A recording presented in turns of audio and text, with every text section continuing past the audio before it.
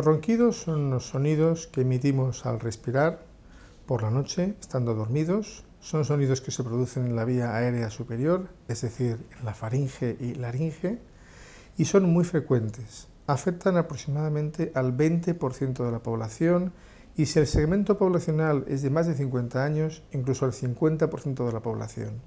La roncopatía es un síntoma de alarma de la enfermedad de la apnea de sueño.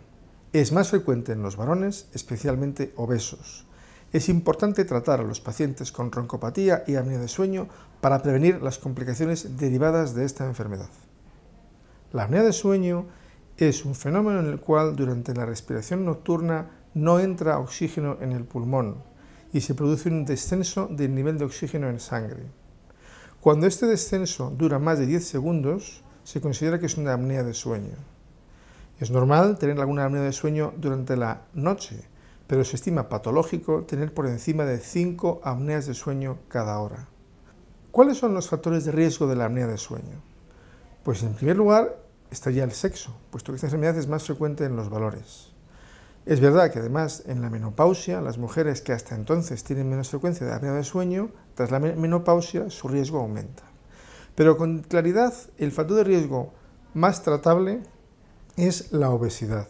El exceso de peso supone un acúmulo de grasa en el cuello y en la base de la lengua que van a producir un aumento significativo del riesgo de apnea de sueño.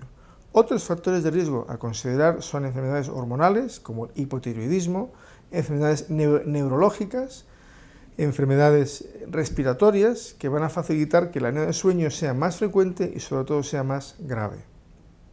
Llegado el diagnóstico de la apnea de sueño, el tratamiento debe ser lo más precoz posible y se basa en la instauración de la terapia llamada CPAP, que consiste en la administración continua de aire a alta presión, CPAP.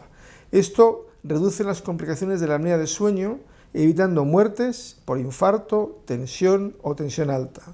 Pero además, en los pacientes en los cuales se diagnostique una alteración de la vía aérea superior, se podrán hacer tratamientos quirúrgicos sobre la misma, como puede ser la septoplastia, la amidalectomía o la cirugía del paladar y base de lengua. Por último, decir que muchos pacientes se benefician de férulas de avance mandibular, que permiten desplazar los dientes en sentido anterior y aumentar la vía aérea superior. Los pacientes con apnea de sueño grave son pacientes que tienen hasta 30, 40, 60 apneas de sueño por hora.